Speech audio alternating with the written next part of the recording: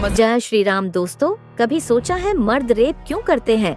कौन से ऐसे मर्द हैं जो रेप करते हैं? ऐसे मर्दों के दिमाग में क्या चल रहा होता है? ऐसे मर्द लड़कियों के बारे में क्या सोचते हैं? इसे समझने के लिए कुछ रेपिस्ट के बयान सुनिए। जैसे निर्भया से रेप के दोषी मुकेश सिंह ने रेप के बाद कहा था, किसी रेप के लिए एक लड़के से ज्यादा लड़की जिम्मेदार होती है। ताली कभी एक हाथ से नहीं बजती है, इसके लिए 2 हाथ चाहिए होते हैं। कोई शरीफ लड़की रात के 9 बजे घर से बाहर नहीं घूमती है। लड़का और लड़की बराबर नहीं होते, यानी एक रेपिस्ट रेप के बाद भी खुद को नहीं बल्कि लड़की को जिम्मेदार मानता है। निर्भया का रेपिस्ट आगे कहता है, लड़कियां घरों का काम करने के लिए बनी होती है। रात में गलत कपड़े पहनकर डिस्को और बाहर घूमने के लिए शालीन महिलाओं को रात 9 बजे के बाद घर से बाहर नहीं घूमना चाहिए। सिर्फ 20% लड़कियां ही अच्छी होती हैं। अब आप अंदाजा लगाइए एक रेपिस्ट का दिमाग कितना खतरनाक होता है। ऐसी सोच के साथ समाज में घूम रहे लोग नरभक्षी हैं। आगे मुकेश को सुनेंगे तो आपकी रूह कांप जाएगी। वह आगे कहता है, जब हम उसका रेप कर रहे थे उसे हमें रोकने की कोशिश नहीं करनी चाहिए थी। उसे चुपचाप जो हो रहा था होने देना था। तब हम उसके साथ रेप करने के बाद उसे छोड़ देते। घर ऐसा होता तो बलात्कार करके उसे छोड़ देते, बस उसके दोस्त की पिटाई करते। ये सुनकर किसी के भी पांव तले जमीन निकल जाएगी कि रेपिस्ट की यह सोच समाज के लिए कितनी खतरनाक है। लेकिन ये सोच हमारे समाज से ही पैदा होती है। हमारा समाज लड़कियों को लेकर क्या सोचता है? सोचता है जब आप इसे जानेंगे तो समझेंगे कि लड़कियों को लेकर यह सोच हमारे बीच से ही पैदा होती है। मुलायम सिंह यादव का बयान आपको याद होगा, जिसमें वह कहते हैं, लड़के हैं, लड़कों से गलती हो जाती है। पूर्व कांग्रेस नेता धर्मवीर गोयत ने भी कहा कि इस मामले में मुझे कोई संकोच नहीं। बात कहने से लड़कियां सहमति से जाती हैं। आगे आपराधिक प्रवृत्ति के लोग मिल जाते हैं जो हवस का शिकार होती है। लड़की को यह पता नहीं होता कि आगे 5, 7 या 10 है तो 90% लड़कियां जाति सहमति से है और आगे जाकर अपराधी व्यक्ति मिल जाते हैं। तो यह जो बयान था वह था पूर्व कांग्रेस नेता धर्मवीर गोयत का। और अब एक और बयान आपको सुनाते हैं जो कि सपा पार्टी के एक विधायक हैं जिनका नाम अब्बू आजमी है। देखिए उन्होंने क्या कहा। उन्होंने कहा, वेस्टर्न कल्चर ये है। आज वेस्टर्न कल्चर में जो हो रहा है, किसकी बच्ची रात को कहाँ है, किसकी बच्ची किसके साथ घूम रही है, वहाँ इसका ख्याल माँ बाप नहीं करते, लेकिन मेरे देश में करते हैं। मैं इस बात को मानता हूँ कि अगर मेरी बहन, मेरी बेटी रात को सूरज डूबने के बाद किसी गैर लड़के के साथ जाकर के 31st नाइट बनाए और उसके साथ उसका बाप ना हो, उसका पति ना हो और वह गैर मर्दों के साथ हो, तो और मैं ये एक्सपेक्ट करूं कि उसके साथ बड़े सम्मान के साथ रहेंगे। अगर आप कहीं पर पेट्रोल होगा, आप करीब आएगी तो आप बहुत जल्दी लगेगी। पेट्रोल से आपको दूर रखना बहुत जरूरी है। आप कहेंगे कि पेट्रोल जल्द ही मत, तुम मैं आग रखता हूँ, लेकिन पेट्रोल जले नहीं। कहीं ऐसा हो सकता है क्या? भला कहीं पर शक्कर गिरी होगी तो चिट्ठी अपने आप आएगी, उसको आमंत्रण भेजना नहीं पड़ता है। मैं बहुत होश हवास में बोल रहा हूँ कि हमें अपनी महिलाओं का सम्मान, मेरी माँ है, मेरी बेटी, मेरी बहन है, उसका सम्मान, उसकी इज्जत रखने के लिए हमें इन बातों का प्रकाशन लेना चाहिए कि मेरी बेटी बहन आज जो है अपनी इस उम्र में कहीं भटक करके किसी आदमी और आदमी के साथ जाए और उसका कुछ मजाक उड़े, उसके साथ कुछ गलत है तो ऐसा चीज नहीं में लेना। मैं क्यों नहीं, क्यों इसको करूं कि पुलिस की जिम्मेदारी है। 100% पुलिस हर जगह रहना चाहिए, लेकिन कितना पुलिस रहेगी? तो साथियों, यह बयान अब्बू आजमी के थे। साथियों, 2021 में कर्नाटक पूर्व विधानसभा अध्यक्ष रमेश कुमार ने सदन में ही रेप पर विवादित बयान दिया। उन्होंने कहा, एक बात कही जाती है, जब बलात्कार होना एकदम तय हो तो लेट जाओ और इसका मजा लो। तो यह सोच अकेले मुलायम सिंह या किसी एक नेता की नहीं है। हमारे समाज में हर दूसरे घर में इससे मिलती जुलती सोच हमें रही है और है भी। जैसे लड़कियों को क्या पहनना चाहिए। निर्भया के दोषियों के वकील AP सिंह ने भी कुछ इसी तरह की मानसिकता का प्रदर्शन करते हुए कहा था, अगर मेरी बेटी या बहन शादी से पहले किसी के साथ संबंध बनाएगी, अपना चरित्र खराब करेगी, तो खुद मैं उसे अपने फार्म हाउस ले जाकर सबके सामने उस पर पेट्रोल डालकर आग लगा दूंगा। हम बेशक रेपिस्ट के लिए सजाए मौत की चीखें मारे फांसी के लिए सड़कों पर उतरे, लेकिन सच तो यह है कि यह रेपिस्ट तो हमारे समाज के बीच से ही तैयार होते हैं। यही वजह है रेप कम नहीं हो रहे, रेप की संख्या बढ़ रही है। निर्भया के बाद सख्त कानून भी बना दिए गए, फिर भी बढ़ रहे हैं। आंकड़े बताते हैं 2012 से पहले हर साल रेप की औसतन 25,000 मामले दर्ज किए जाते थे, लेकिन इसके बाद यह आंकड़ा 300 के ऊपर पहुंच गया। 2013 में ही 3 लाख से ज्यादा मामले दर्ज हुए थे। 2016 में आंकड़ा बढ़कर 39,000 पहुंच गया। आज हर घंटे 3 और हर 20 मिनट में एक महिला रेप की शिकार होती है, तो फिर सवाल या कानून तो सख्त बना दिए, लेकिन रेप कम क्यों नहीं होते?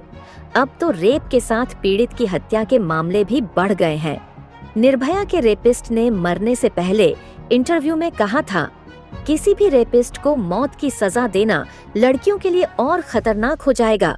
मुकेश ने आगे कहा, पहले रेप करके कहते थे इसे छोड़ दो, ये किसी से नहीं कहेगी, लेकिन अब जो रेप करेंगे वह लड़की को सीधे मार देंगे, छोड़ेंगे नहीं।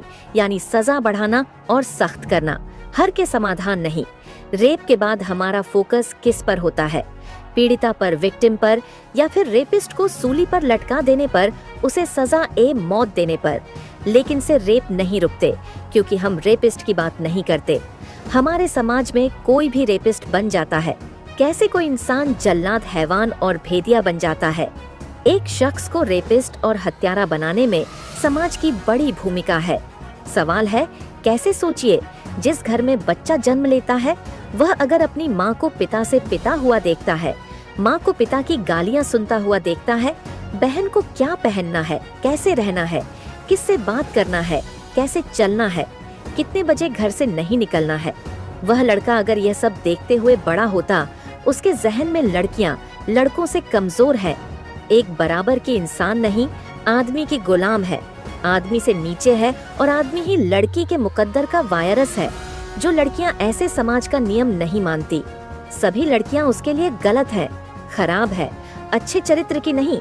उस लड़के ने अपने दिमाग में लड़की की आजादी की एक सीमा बना ली है। लड़की उसके लिए दासी है, इस्तेमाल की चीज है, आदमी के लिए बनी एक उत्पाद से ज्यादा कुछ नहीं होती। ऐसे दिमाग वालों में रेप करने की टेंडेंसी ज्यादा होती है। इसलिए रेपिस्ट रेप करने के बाद कभी लड़की के कपड़ों को जिम्मेदार बताता है, कभी उसके रात को घर से निकलने को दोष देता है, कभी उसके किसी लड़के के साथ होने की वजह से उसके चरित्र पर सवाल उठाता है और उस रेप को जायज ठहरा है। ऐसे लड़के लड़कियों को लड़कों के साथ घूमने से लेकर टाइट कपड़े पहनने तक, लड़कियों के सिगरेट पीने से लेकर शराब पीने तक से उसके कैरेक्टर पर सवाल उठाते हैं। रेप और हत्या के बाद खुद को नहीं, इन्हीं चीजों को जिम्मेदार मानते हैं। इसलिए अगर रेप को रोकना है तो इसकी शुरुआत खुद से, घर से करनी होगी। आप अपनी माँ, अपनी पत्नी, अपनी बेटी से कैसे बात करते हैं, उन्हें कैसे रखते हैं, उन्हें लड़कों के बराबर आजादी देते हैं या नहीं? आपका घर का बर्ताव ही आपके बेटे के दिमाग में हर लड़की के लिए सम्मान, लड़की भी बराबर की इंसान है, यह जहनियत पैदा करेगी। शुरुआत खुद से करनी होगी। सिर्फ फांसी देने से रेप नहीं रुकेंगे, औरत को बराबर का इंसान समझने से रुकेंगे। साथियों, आपको बता दें कि 16 दिसंबर 2012 में एक लड़की के साथ चलती बस में हुई सामूहिक बलात्कार की घटना ने दिल्ली और देश को हिलाकर रख दिया था। लड़की के साथ इतनी बेरहमी से रेप हुआ था कि उसकी जान नहीं बचाई जा सकी। निर्भया कांड के बाद देश में ऐसा जनाक्रोश उपजा, किसने सरकार को कानून में बड़े बदलाव करने पर मर्ज कर दिया। इसी कांड के बाद पोक्सो एक्ट अस्तित्व में आया। इसी एक्ट के तहत धर्मगुरु के नाम पर को कम करने वाले आशा राम और गुरमीत राम रहीम को सजा सुनाई गई। देश भर के विभिन्न राज्यों में दुष्कर्म के दोषी बाहुबलियों से लेकर नेताओं तक की गिरफ्तारियां हुई। निर्भया कांड के बाद बलात्कार से जुड़े कानून की कई धाराओं में बदलाव हुए। कई राज्यों ने ऐसे मामले में फास्ट ट्रैक कोर्ट की जरूरत महसूस की और इसे लागू किया। निर्भया कांड के पहले सेल पेनिट्रेशन को ही रेप माना जाता था, लेकिन इस कांड के बाद देश में रेप की परिभाषा बदल गई। गलत तरीके से छेड़छाड़ और अन्य तरीके के यौन शोषण को भी रेप की धाराओं में शामिल किया गया। आपको बता दें कि सुप्रीम कोर्ट ने कई फैसलों में कह चुका है कि मौत की सजा केवल रेयरेस्ट ऑफ रेयर केस में ही दी जानी चाहिए। उदाहरण से समझ लेते हैं। 180 में बचन सिंह बनाम पंजाब सरकार मामले में फैसला देते हुए सुप्रीम कोर्ट ने माना था कि उम्र नियम है, बल्कि सजाए मौत अपवाद है। 1983 में एम सिंह बनाम पंजाब सरकार मामले में सुप्रीम कोर्ट ने कुछ ऐसी परिस्थितियां तय की थीं जिनमें अदालतें दोषी को फांसी की सजा दे सकते हैं, जैसे नेचर ऑफ क्राइम, हत्या करने का तरीका। हत्या का मकसद एक और उदाहरण देते हैं।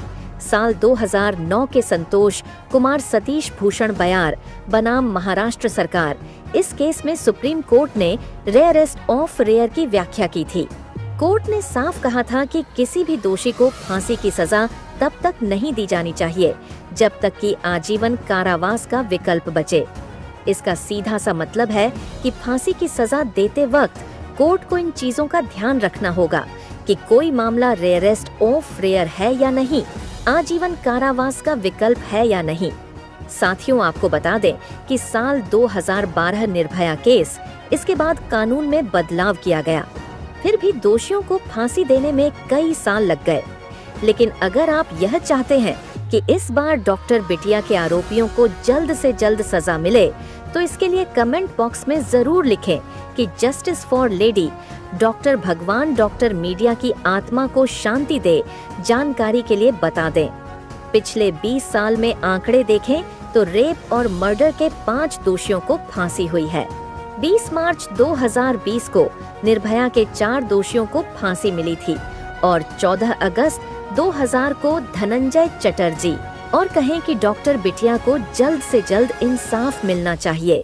भले ही आप हमारी वीडियो को लाइक ना करें, लेकिन डॉक्टर मीडिया के इंसाफ के लिए कमेंट में जरूर लिखें justice for lady trainee doctor, ताकि जल्दी से जल्दी इंसाफ हो सके। दोस्तों, इस घटना को सुनाने का उद्देश्य किसी का दिल दुखाना नहीं है, किसी को परेशान करना नहीं, बल्कि आपको जागरूक करना है, आपको सचेत करना है। दोस्तों, इस पूरी घटना के बारे में आपकी क्या राय है? आप इस घटना का मुख्य आरोपी किसे मानते हैं? कमेंट बॉक्स में जरूर बताएं। और अगर हमारी मेहनत पसंद आई हो तो इस वीडियो को लाइक करते हुए शेयर भी करें। जय हिंद दोस्तों।